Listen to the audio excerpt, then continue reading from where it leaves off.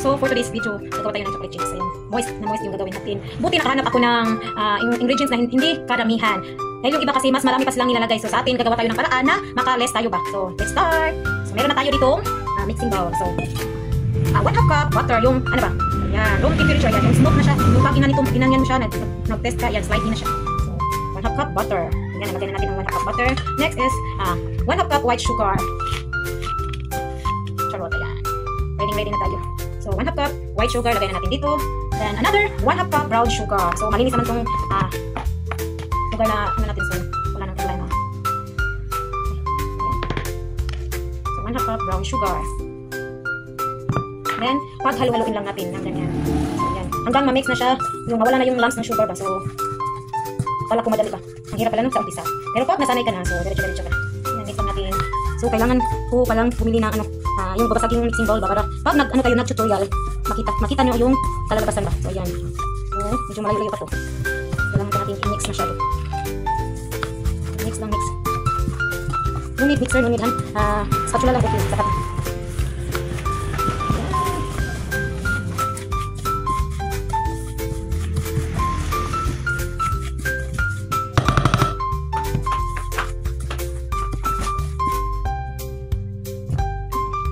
Halo lang sa sugar, so kukunin natin. So, ayan, ikita natin. So, ito, medyo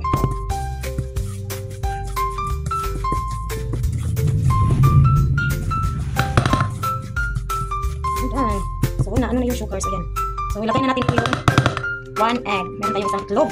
So, dito natin ika-crack yung itlog para malaman natin wala siyang, ano ba, diferensya. Hindi mabaho, yung ano ba. So, ayan, perfect yung egg natin. So, ilagay na natin diretso dito para mahalo na natin. So, ayan. So, mix natin ulit. Mix natin hanggang mawala na yung egg ba. Na-mix na siya sa ating sugar at saka butter. So, ayan. Ang bango. Sana. Perfect ito pagkatapos ba. Try natin. Pero, ganyan naman talaga. Sa umpisa, mafe-fail ka. Parang sa pag-ibig lang din yan ba. Pero, try and try pa rin. Pero, sayang pag ma-fail ka pa sa ginagawa mo dito. Mahal pa naman ang bilihin mga ingredients ba. Medyo may kamahalan ngayon. Kaya nga, mahilig ako mag-bake pero nabigil lang ako kasi mahal na kasi yung bilihin ba. So, ayan. Okay na po. So, ayan.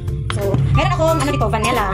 So, optional lang naman ang paglagay ng vanilla dito. 1/2 teaspoon. So, ayan. Optional lang din naman yung paglagay ng vanilla. Kasi sa inyo na yun kung lalagyan nyo para mabango ba. So, ayan. Okay na to. Okay na yung anin natin. So, ayan. So, sa ano naman tayo sa dry ingredients. So, magkukuha lang tayo ng all-purpose flour. 1 and 1/4 cup all-purpose flour. So, kukuha lang tayo. Isisip natin yung flour.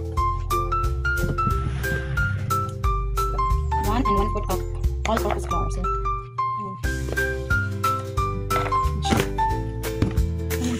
yung baking soda natin. 1/2 teaspoon baking soda. Yung baking soda hindi siya pang-fluffy lang bakong baga. So, mag-add na lang tayo ng salt. 1/4 teaspoon salt. So, i-add natin yung 1/4 teaspoon salt. So, isip na natin siya. Yes, beautiful. Ito, kapatid siya. Oh,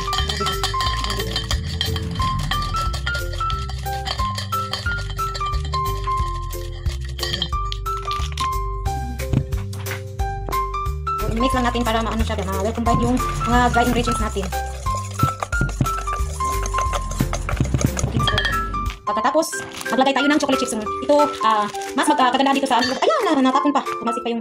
Meron na kasi kaming mga sashi-sashi na mabibili sa merkado. So, ayan. Sa Palengke. Merkado. Merkado sa Bisaya, Palengke sa Tagalog. So, ayan.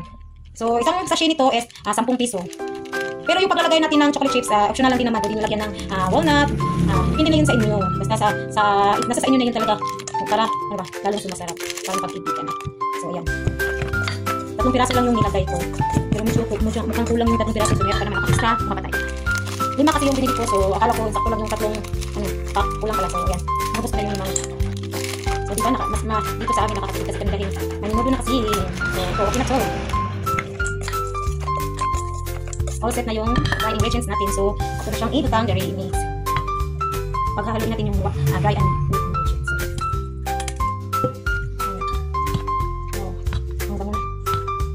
Wow, ang ganda na.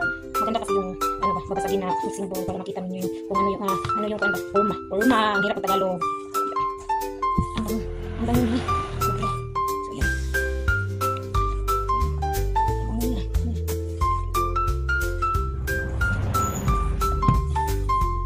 Luluto lang natin hanggang mawala yung harina.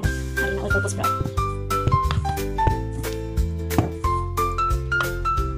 Bango! Ayan, chocolate chips na pag siya. Tapos na yung anak ko.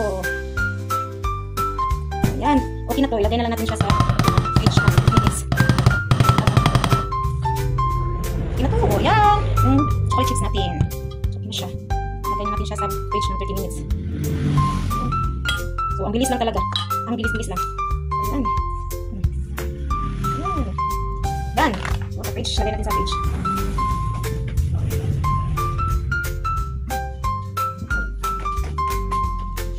So, ayan, ready na ang ating butter. So, ayan, cook chocolate chips butter. Butter ba? So, wala tayong ice cream scraper. So, gagamit tayo ng 1 tablespoon. Okay na to. So, ayan. Medyo okay na to. 1 tablespoon. So, may nakanda na ako ditong pagluluto. Baking tray. Nilagyan natin ng parchment paper. Mas magandang, ano ba? Meron tayong ice cream scraper. Para mas maganda yung pagka. Ayan. Pwede na to.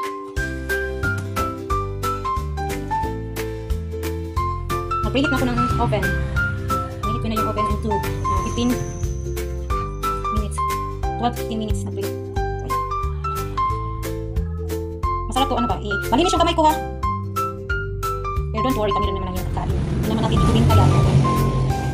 Baka soon. Hindi na tayo, magbibinta na tayo ba? Kailangan talaga siya ng medyo, malambot pa siya masyado. Kailangan pa natin, ano ba? Kailangan pa natin ng extra, hindi ko na pinabot kasi ng 30 minutes dahil medyo matagal pa. Tapos yung anak ko nag-crave na. Ingay na, gusto na daw niyang kumain. So, pwede na to. Hindi naman siya maubos yun. Hindi siya maluto lang sabay ba? So, dalawang salang yung gagawin natin. Medyo marami-rami rin yung ano nito. Ayan.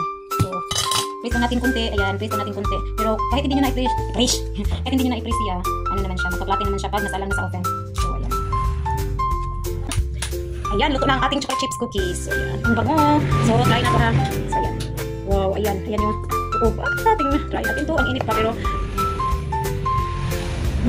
chewy na chewy. Lambot na tambot ka. Chewy inside. Crunchy outside. So, ayan. Perfect. Hindi ka suwag ata.